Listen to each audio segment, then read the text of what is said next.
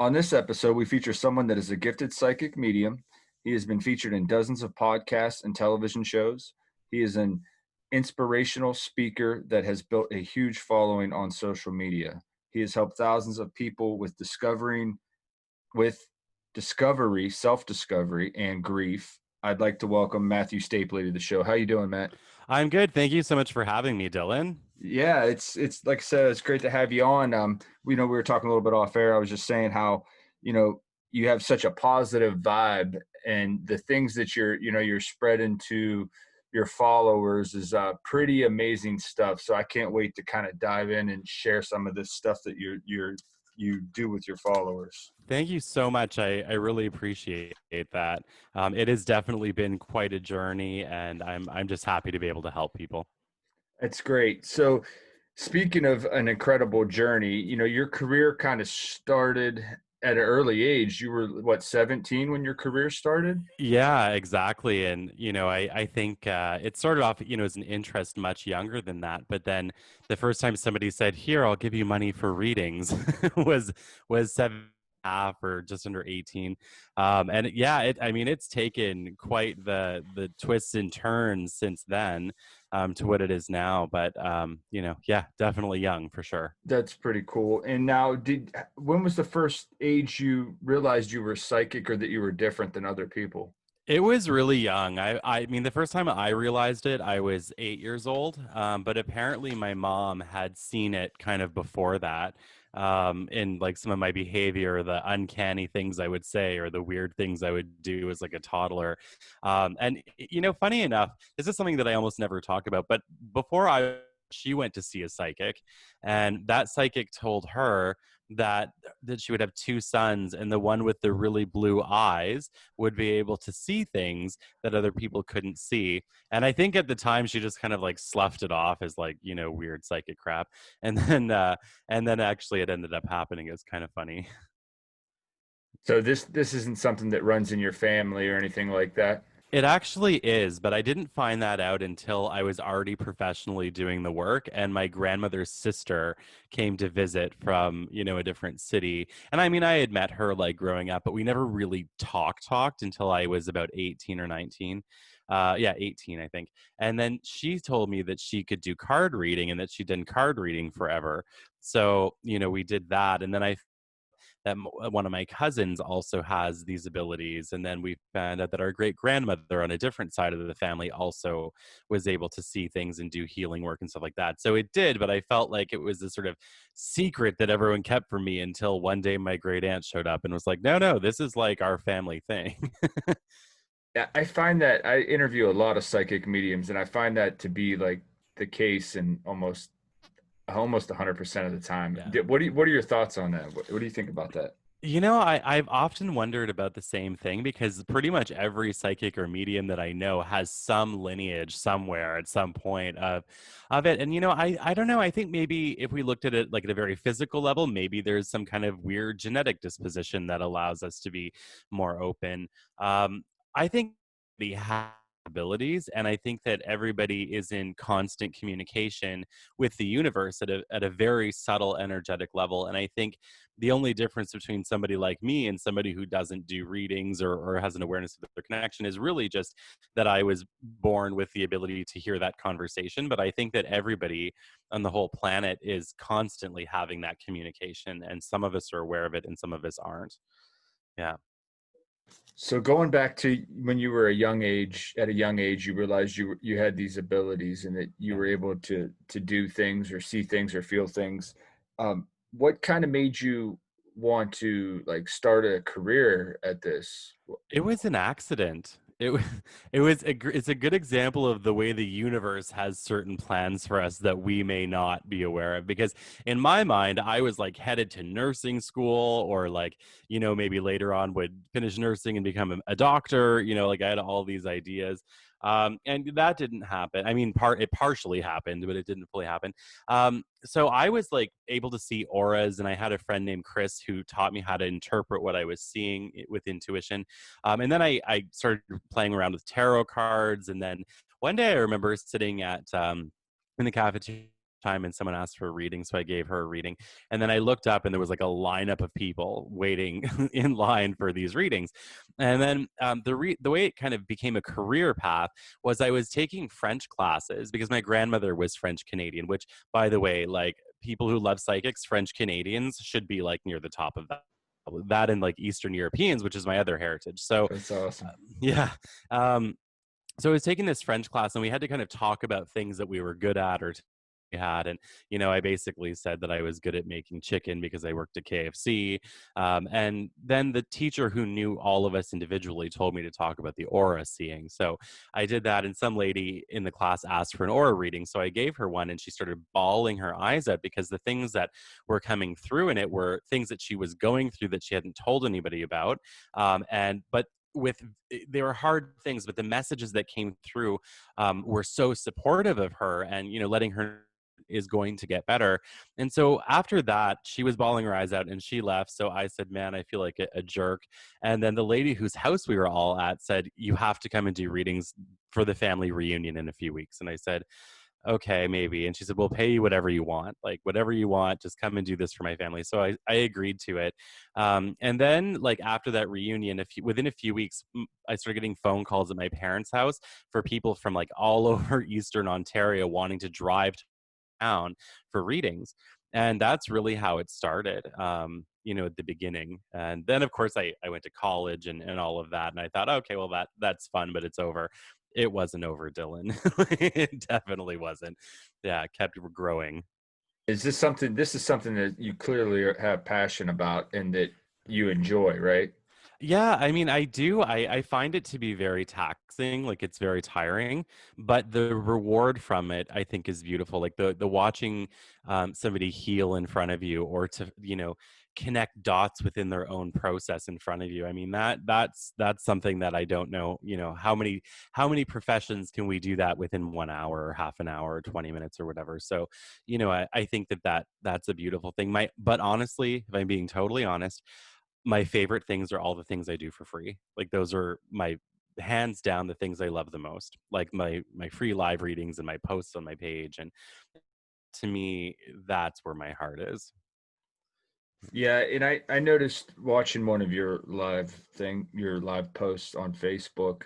I couldn't help but notice, and I even went through and like looked at some of your comments and some of your other posts and you were, communicating with some of your followers. I just couldn't help but notice, like, it seems that like you have like the almost perfect advice for the person at that very moment when they're asking a question. Just it's kind of uncanny. Do you think it's something that you're doing, or is it like something you're getting from source? Because some of the stuff you tell these people, I mean, it's good advice. It's amazing, some of the stuff that you're telling these people. I think it's inspired by source and spirit. I mean, I'm like a human being. I smoke cigarettes. I swear. I watch terrible movies. I have terrible, dark sense of humor. So really, I'm not a pathetic person on the planet either. I'm very compassionate and sympathetic, but I'm not the most empathic or empathetic. So yeah, I think to me, knowing who I am, it's definitely not just coming from me. Some of the wisdom is from my own life experiences and things like that, but in those moments where I'm touching with somebody in the chat, really inspired by something higher. And the reason why is it some of the things that come through for people surprise me because I'll see their question and I'll think in my head, oh, I bet the answer will be this. And it turns out to be completely different than what I, as Matthew, the human being, thinks. And when I channel the answer, it's completely different than what I thought it would be. So to me, that's another reason that I think it's coming from somewhere higher. And it always seems to hit the person in the way that they need it, in that moment. And I don't think a person can necessarily do that. I can't anyway. Now, are you able to see images, or is it just like an empathic feeling that you get, or what kind of vibes it's do you get when it's you're kind channeling? of a little bit of everything. So a lot of it is clairvoyant, clairaudient, and clair. Sometimes I'll smell things or taste them or just know it. When I like the deeper I go into that state, the more it becomes full sensory. So I'm not just seeing or hearing or feeling or smelling or tasting or knowing. It's kind of all of it at one time. But that's after, the first couple. sensory experience where I'm aware of the fact that I'm, on a computer and I'm, doing this live and all of that, but I'm also equally aware of somewhere else. And it's kind of like my consciousness or my attention is split in that moment between two, or those two worlds become superimposed on each other. That's the best way I can describe it, I think. And what you do is interesting. Like you go live with hundreds, sometimes maybe even thousands of people like watching you, and Hmm. you're actually channeling on the spot. Yes. And some of this, like I don't see that from other psychic mediums. I think that's really cool. But Well, some thank of the you. stuff that you were able to grab, like you had such detail. You were telling people that like there was a microwave beeping and that you smelled Yeah. brownies, and just can you touch a little bit on the details that you're able to Sure. pick up on, and just kind of the process and how you do it, because it's a lot different than I've seen other psychic mediums. So for me, it kind of evolved into that. That when I first started doing live readings, or when I used to do like, the big stage stuff. So I would, rent a theater and I would have, if, sell out the theater with hundreds of people, and I would do, inspirational speaking, and I would do messages. It's different than what it is on the lives. On the lives, I basically just open up and I ask my guides to bring through the spirit energies that are going to be the most helpful for whoever needs it in the moment, or whoever will see it later in a replay. um, and that's my intention, and I believe that the specificness or the specificity of the information, it comes through as it's needed. So if somebody like lost one loved one, for example, and they passed away from, I don't know, like a heart attack, but it's the only person they know who passed away, then the only thing that may come through, like let's say it was like a one-on-one reading, the only thing that may come through is a man's here who died of a heart attack. Well, that's the only information that's required, because that person only knows one person who passed away that way. In a live, there's so many people that are watching live, sometimes, 500-600 people or more, and then there are thousands of views afterwards. And so I believe the reason why it's so specific is that it has to be for that message to find its home. And so that's just what I believe. So in that moment, I'm just basically open to whatever, and I don't hold back. Like whatever I see is what I say. And it's usually the weird things that come through that are the things where somebody's like, that's for me, because it's, specific and odd, or whatever. The spirit guide readings, like the the ones that involve remote viewing, are my favorite, because they'll describe what the person is wearing or doing. They'll describe their environment at the time they're listening to the reading.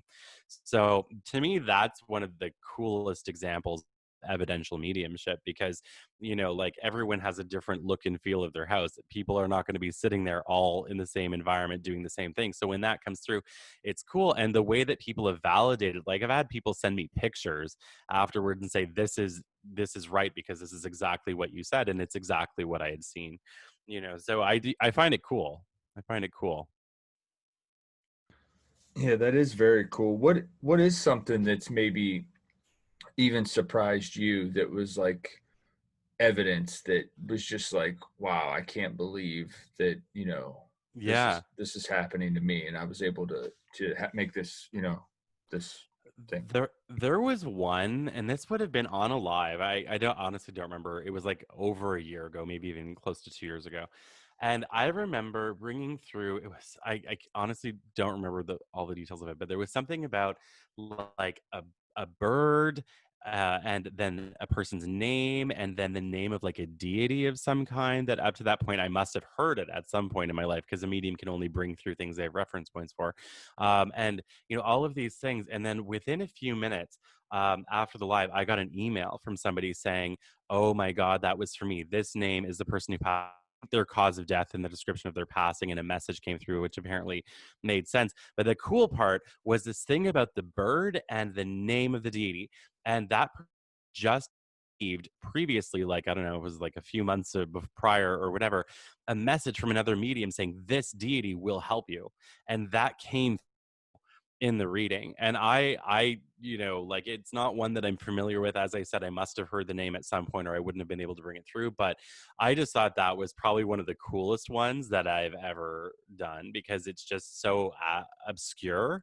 And that one, and one time a horse came through, for somebody, and that horse stayed in my office for like 24 hours. It was not leaving, and it left the second I got an email from somebody saying that was for me and this is why. And then the horse disappeared. So I thought that one was like just strange. Wow, that is In a cool strange. way. Yeah. Yeah. Now, do you have spirit guides that you communicate with daily or interact with? And do Not you Oh, go go ahead? ahead. Go ahead. Go ahead. No, sorry, I cut you off. Go ahead. I was just gonna say, and then possibly other spirits that you're in constant contact with. Um, not I mean, yeah, like I have spirit guides like everybody else says. Do I sit and talk to them all day? No. And the reason why is if the whole world can function, and everyone has spirit guides, but if the whole world can function and most people don't talk to their spirit guides, like clearly they're so integrated in our way of being that it's not necessary to talk to them every day. Do I talk to them sometimes? Yes. Do I swear at them sometimes? Absolutely. Do I stick my middle finger to the sky 5 times a week on behalf of myself and others? For sure. But do I sit and meditate like for hours and sit on a mountaintop smelling like kale and weed? No. I personally don't. But I do have an appreciation for anybody who does that. I mean, I think it's beautiful. I do, but I just believe that they show up when they need to for me. Yeah, that makes sense. Why is it so important to you to help others, like with grief and with self-discovery? What's driving you? What's motivating you? Because I've lived it. I've lived not knowing who I was. I've lived, being in crappy relationship. I've lived, having chronic illness. I've lived, like being misunderstood. I mean, I was like the I was like a really gothic, super gay clairvoyant in a really small town. So like you can imagine how well that went, You right? stood out a little bit. Just like a smidge, right? And so I know what it's like to be the outcast and the ill person and the crazy person and the not knowing who I am person and the victim being and all of those things. And I've always been somebody who like wanted to help the teacher instead of going out for recess and things like that. So I think it's kind of in my nature to be that way. But no, I really decided one day, not quite a while ago, that I would take all of the good things and all of the bad things that happened to me in my life, and I would rework it in terms of wisdom so that it would be useful for other people. And I did that after several years of really excruciating hardship. And I thought, well, the only way hardship is going to win is if I don't do anything with what I've learned from this. So I take the approach to all of our hardships in life that there's always something profound and valuable, even about the crappiest situation, and that the only way hardship will win is if we don't use it, if we don't take it as the gift that it is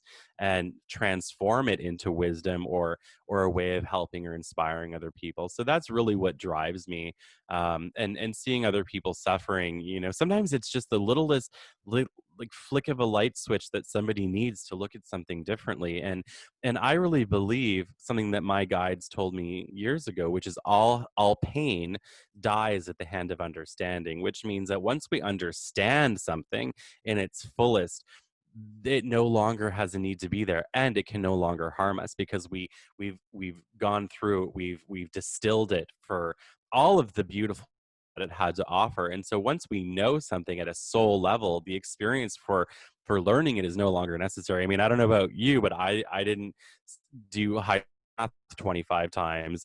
I did it once, passed the test, and moved on. And I think that our life experiences are like that. And so I like to show people that they can just shift their perspective on something.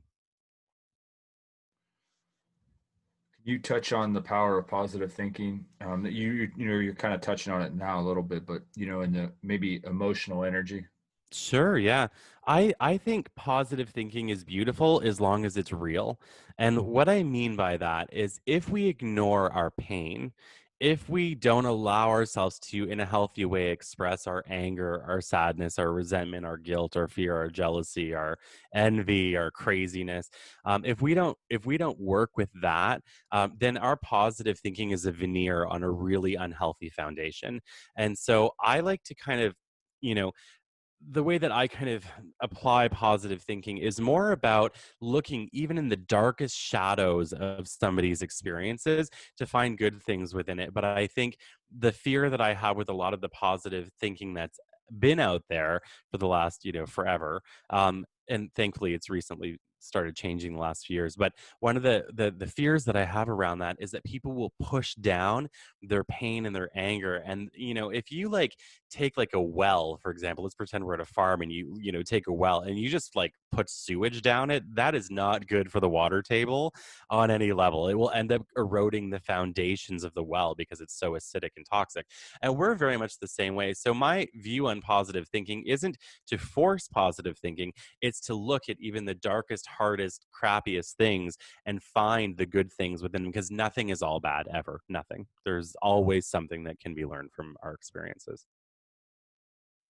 Yeah, I think that's well said, and that can be a mistake that I think you can make and people make, that they want to be you know super positive, but at the Yeah. same time they're not dealing with some of the pain and the emotional stuff that they need to deal with, Yeah. and not confronting it, and just that's valid. Exactly. And, I'm a big fan of encouraging people in a supportive environment, of course, to crawl to their have tea and coffee with their skeletons, because that's the only way to get healthy, right? Like we can't run from our pain. We have to sit in it until it doesn't hurt anymore and become comfortable with the parts of ourselves that we don't like. And, we all have some skeletons in our closet. So getting in and crawling in and sitting with those, I think, is so important, because also then we don't fear ourselves. We delve into the parts of ourselves that we shy away from. Then nobody can harm us after that either. We will always have self-awareness, which means we become a solid foundation and less movable by people that maybe don't have our best interest at heart. So I mean, there's a variety of good reasons to crawl into that closet. Yeah, you become more real, right? You have a better understanding of yourself, and maybe a little less fear on certain things too, because like you said, I mean, you've already dealt with it. You have nothing to hide. You have nothing to worry about. You have a better understanding of maybe the universe and who you are. Yeah, exactly. And I actually had a reading from somebody the other day who's a really good reader. So I believe she's right. And she said, someone's going to try and tarnish your reputation by airing your dirty laundry. And I was like, I don't really have anything I'm trying to hide. Like they can go for it. I'll write a book about it. Like whatever, because I'm an example of somebody who knows themselves, who's not afraid of being honest. And when I decided that I was going to publicly help people, I would be uncomfortable, because I would have to take even the hardest things that I have within myself and show them to people, and basically have my personal healing process viewable to hundreds and sometimes thousands of people. I mean, I had to decide that I would embrace vulnerability, So I mean, I just use everything as a teaching moment. Yeah, that's fascinating. What are some of your goals now, like your personal goals, or maybe your career goals? What are your goals? I just want to keep seeing where this journey goes, because I love the social media side of things. That's honestly my favorite. People have told me forever, oh, you could, capitalize on it in some way. And I said, no, like I like it. It's free. Like that's actually one of the reasons I like doing the live readings. And we have recently started doing these craft nights where everyone does a craft and I'm doing a craft live, and we talk about like deep, sometimes really deep life stuff. So it's more of like wisdom rather than readings.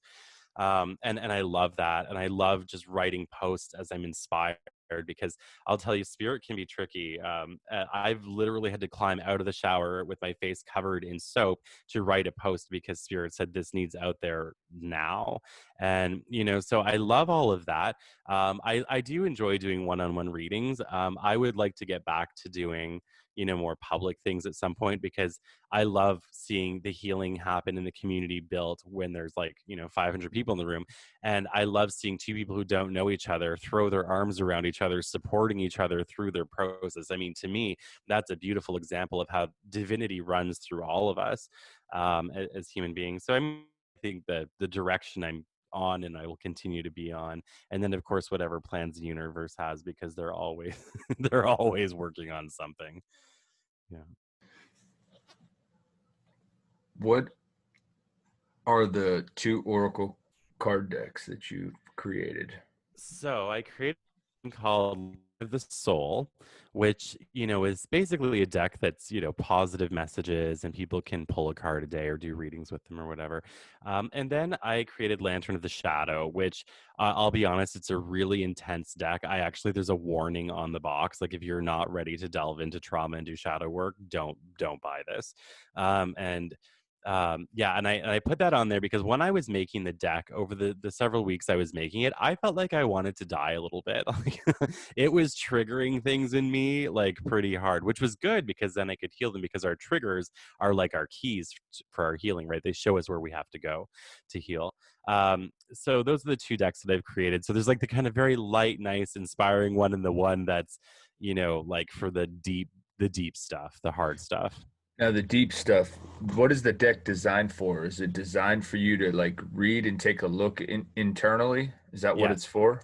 Very much so. So there's like 45 cards, and some of them are cards like jealousy and like anger, addiction, burden. There's even a card called fat. And so then, underneath the word, there's like a sentence. So for example, for hatred, it says, I choose to see how the other is also a deeply misunderstood part of myself, because when we hate somebody else, it's really a reflection of something within ourselves that we dislike or haven't accepted yet, right? And so the cards kind of play on at a almost paradoxical level, bringing idea and the concept through the main word, and then there is the sort of the antidote to that feeling or that emotion or whatever. And then there's also 10 other cards that are in the deck that are, I call them kind of like the healer cards, which are different things to embrace in that journey to help. You just, what do you do? Pull one of these a day? Is it something that you have like you lay them out like tarot cards, or how's Yeah, it work?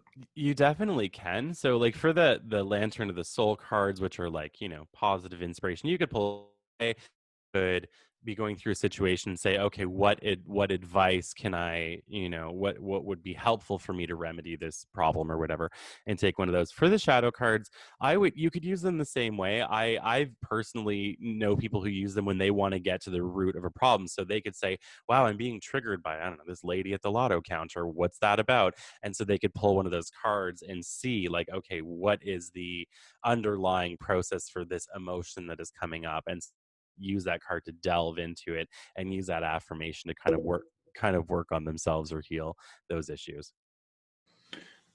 That's pretty cool. Where can we find the cards? They're on thegamecrafter.com. And of course, like on my Facebook page and my website, and in those places, you can get the links for them there. That's awesome. I'm gonna have to check those out. Do you what are your thoughts on? Let me ask you this: what are your Sure. thoughts on death? I mean, obviously you're a psychic medium, but where do we go when we die? What happens to us? Is I, there a reincarnation process like a lot of people think? Is there a little place like heaven, where people go and hold hands and sing songs, or what's going on? God, I hope so. That sounds great. It's better have care. So I I personally think when we pass away, one thing Spirit has told me forever is when we pass, the moment of our passing, we're instantaneously at peace. We are instantly around our loved ones, both on earth and in heaven, and that we have a complete understanding of everything that we've lived from all perspectives. And I believe that that is instantaneous. I don't think it takes long. And that's what I believe. Now, do I also believe in reincarnation? Absolutely. Have I figured out how we can have both of those things at the same time? No. No, I have no idea how that works. But yeah, and I don't believe in like hell or bad places or, people atoning for their crappy decisions on earth. I mean, life is honestly hard enough, and I believe Right. Source is a very loving being. Yeah. Yeah. I often wondered that too. How if we are living, multiple lives, how are we there Yeah. and here at the same time? Or Yeah, or maybe like we do it by soul group. So maybe once all of our soul group is in, heaven, then we're all like, all right, let's Let's beam roll. back down. Yeah, Like, let's roll. yeah, I would imagine something like that, but honestly have no idea.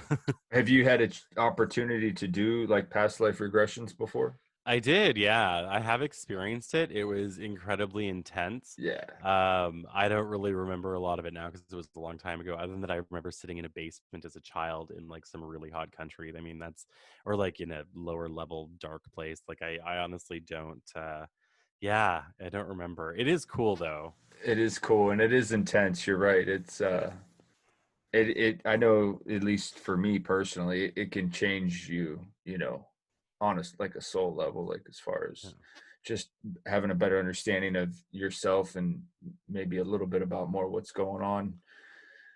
Um, I yeah, agree with that. and it's much the same like with psychic mediums.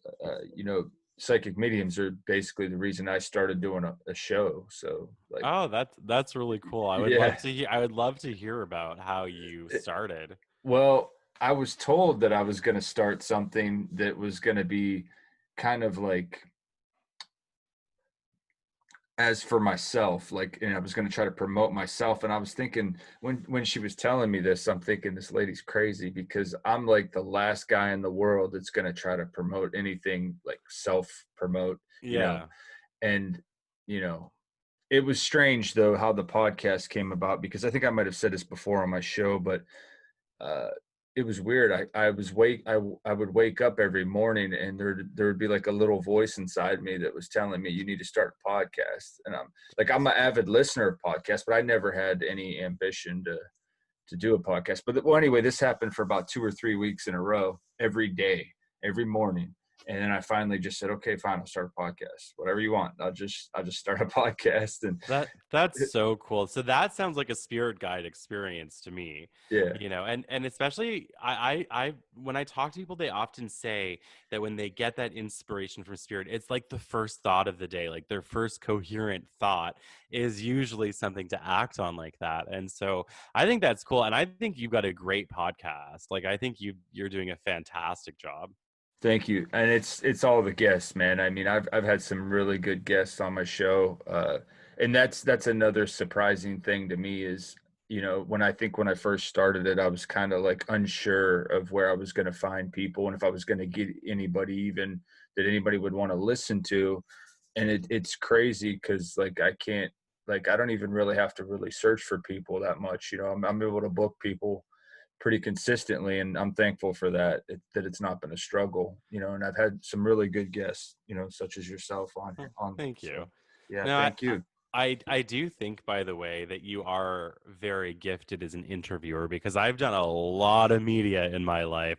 I even had my own TV series twice, and I can tell you that being a good interviewer is not that common, and it goes a very long way. Like I've been interviewed by some crappy interviewers in my life, and so like you should give yourself more credit because you are doing a very, very good job. Thank you. Thank you. Well, with that being said, let's see here. So, what do you think about the state of the world right now? I noticed on a lot of your posts, you're mentioning things about, just, staying hopeful. And basically, I guess what I want is it's been such a kind of a negative year for a lot of people. Is there Mhm. some hope you can offer for our listeners in this coming year, and maybe some things that you know that can help them with our Sure. current situation in the world? Sure. Yeah. I mean, yeah, you are like this last year has been quite intense. I mean, I think it's one of the most intense years we've had in about 100 years, if you think about it. I mean, the last pandemic was the Spanish flu, and that was not yesterday. And then, of course, like closer to that time than to now, there was the world wars and things like that. So, this is a huge time of change for humanity. But at the start of this pandemic, I decided to look through some history books just for fun because I love history. And what I noticed is that almost every time following some massive turmoil in the world, like pandemic specifically, there has been a complete change of thought paradigm and belief systems immediately following it. And I believe this will be no different at the end of this period. I think that people have been taken into the closet to sit with their skeletons this year. I think for the people who have done that work and went within themselves, I think there are brighter days ahead. I think for people who struggle with it and resisted it or ran away from that opportunity, I think they'll, continue to have to look within themselves and things like that. But overall, it's been terrible, and I feel bad that so many people have passed away or have been sick and scared like that. But overall, I think this is a huge shift in the world. And even at a social level, people aren't putting up with the same crap they have forever. And I think the next thing we're going to see is governments whoever trying to operate the way they always have. And the people are just not going to take it. Like they're just going to say, no, we just lived through this horrendous atrocity and we're going to change things. I hope so. Me I hope too. that people do stand up against the government and do things like that because it's needed. And I agree with you that I do think there's some agendas and some things coming down the line with the government that Agreed. we need to be careful of Yeah, I as would agree. humanity, in other words, because I think there's definitely some things that they want to change and some rights they want to take away, things like that. Yeah, and I don't think it's gonna work. I really don't. Like, I think people are done with being controlled, and I believe we need government. As a society, we actually need that leadership. But I think what people are gonna do is say, no, we want like a healthy government. We want like a healthy relationship with the leadership of whatever country people happen to be in. I think that's going to be a big change, and I don't think that's an overnight thing. I think that's going to happen over many years. But yeah, I think we're about to see some big changes the starting of them. Any thoughts on to why this had to happen, or because it's obviously a time that all of us on Earth now have chosen to be here for this particular moment in time. Yeah. Well, I guess the thing that I could what I'm inspired to say actually, it's not even really, I don't think this is coming from me so much as it is inspired from spirit. But, as a medium, I've had several readings throughout my career where somebody has come forward and said, "Oh, you almost got in an accident and you didn't, and I'm, your grandfather Bob, and I was there to prevent that accident," right? And so, I think this is kind of like that because a lot of the times those people who almost got in an accident still got into an accident, but it was a less tragic accident. Like they veered off the road and didn't hit the semi, coming towards them, or little things like that, or like they had a panic attack when they were getting ready to leave their house, so they didn't end up in the collision or getting shot in the shooting down the street, which by the way happened to me. So like Wow. little things like that. I think this is kind of a similar gig with at a world level. I mean, we are experiencing this time of great hardship, but if we would have continued on the path that we were on, the trajectory was like hell in a handbasket, right? And so this is a time where the universe stepped in and said, okay, humans of Earth, you are not going in a good, we are going to slam you into a different path. And I think that has happened many times in history, and this is just another example of how are constantly unfolding and how growth is almost never comfortable. That's well said. And I could see that, it makes sense anyway. Um, so what are your thoughts on, I'm going to get a little weird now. Sure, let's do it. I All love right. being What, weird. what, what are your thoughts on UFOs and Oh yeah. aliens? You know what? I wish I knew more about it.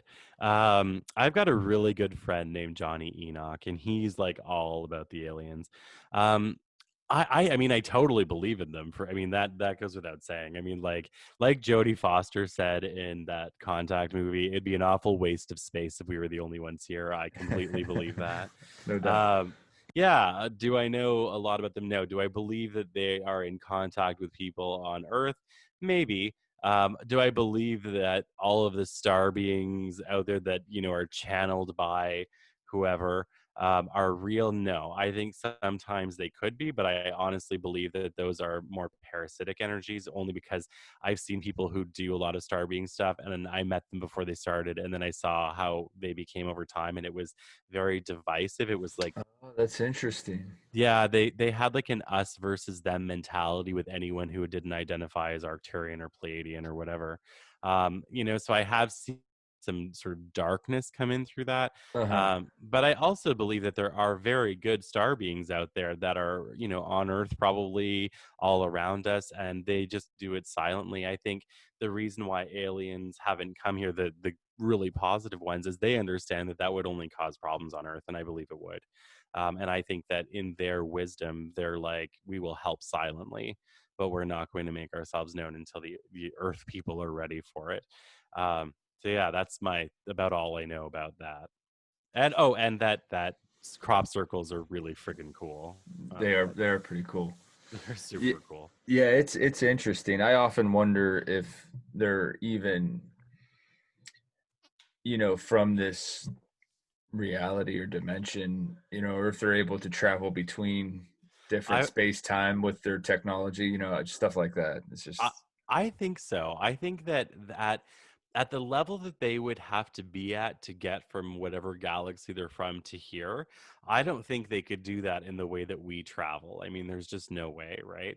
Even with like the fastest, most impressive jet engines or whatever they use in spacecrafts, I don't think that they could do that. I believe that they might even be able to project, from in an astral or a higher vibrational space to here. Maybe they're in over there in whatever galaxy in some kind of machine, and they can show up here and have a full sensory experience. Even like that's just a crazy hypothesis thought, but I think, yeah, I think it's cool. I also often wonder too, like, you know, are they similar to us, like, as energy beings? Like, and a lot of times you don't hear, like, at least from psychics, and maybe it's because they're living a human experience, but just they don't really talk a whole lot about, it being in touch with maybe beings that said, but I have heard that some psychics have mentioned it before, that like they've been in touch with, you know, energies or spirits that claim that they've lived a life of a different species, but Yeah. it's Yeah, just I think it's kind of like, like we all do different things, or we have our own personal interests too, like things that we find fascinating. So, it could be like a mix of all those things. But yeah, it's true. Like I know of some psychics who really work with, like star being energy, aliens, things like that. But most of the people that I've met in my life who have a strong interest in, alien theories and visitations and all that, generally are like very geeky sciencey people. Like, generally speaking, which I love, because like I feel like I'm half that, just not with aliens. But yeah, I mean, it is interesting. very cool, very cool. Um, so what do you got coming up in the future? I mean, I know you're doing your live events. You do those what, twice a week, once a week? Yeah, live readings are usually every Monday, and then the craft nights, they're just starting, so they're not necessarily going to be every week, but they're usually on the weekend or Friday nights or whatever. I also teach classes, so I teach psychic development classes, different things like how to do divination, how to connect with your spirit guides, how to get messages from your environment, how to get through, the crazy stuff that we all have to get through in life. So I teach like a whole bunch of different workshops and stuff like that. Yeah, that's very helpful, especially in times like this. I think it's good that, there's people out there like you that are helping people to get in touch interpersonally, with their psychic, Yeah, senses and all that stuff. That's great work. thank you. Is there any thoughts of possibly a book in the future or Yeah, people my whole life have said, Matthew, write a book, write a book. And I even had like in the further past, like two journalists like separately said, oh my God, can I write your life story? And I said, maybe. But yeah, I actually, I have been slowly, getting some stuff together in that direction. I've got like, 5 billion ideas, but I've got to kind of figure out like either how to put all of those in one place or how to do, 5 million books. But it is really something that people have asked for, and I would love to do it. I love writing, everything from like, sappy 15-year-old poems to like really deep theoretical, things on human energy dynamics. So yeah, totally on the list. Yeah, that's great because I think you would be a great person to, maybe share some of your experiences or just some of your, how do I want to put it? Your just your thoughts and your understanding on situations. Just maybe to share some of that, like almost like a self-help book, or even a life story. I think a life story book would be kind of, not kind of, it would be interesting. Yeah, people have often said that. I just don't know if I could sit there and write about myself, like at least not in like an autobiographical way. I think I would honestly get sick of it really quick, and not because I don't think that I've lived some cool things, but everybody's lived cool things. Like everyone that I've ever talked to shared their life with me.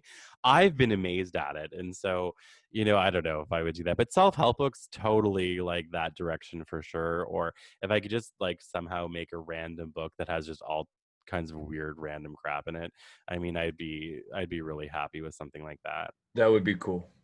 Yeah. Like if Yeah. each chapter was dedicated to maybe like a different weird thing. Yeah. Yeah. Yeah, Yeah. yeah, exactly. Or even just like, I don't know, just random thoughts where somebody at any point could open any page they want, find something helpful or inspiring or That whatever. And that's interesting. That's an yeah. interesting concept. Very cool. Well, it's been a fabulous discussion. Matthew, where can we get a hold of you and where can we find the great work that you're doing? You can contact me on my website, www.matthewstapley.com. You can contact me by Ouija board. I'm just kidding. Don't try it. On Facebook. And Love it. basically, I'm Canadian Psychic across all social media. So the @ Canadian Psychic. Excellent. Excellent. And I'm definitely following you on social media, and we're going to have to stay in touch, man, because Yeah, it's a that great sounds conversation. awesome. Agreed. Yeah, no, this was a lot of fun, and I very much appreciate you having me on your podcast. Thanks for being on the show. Thank you.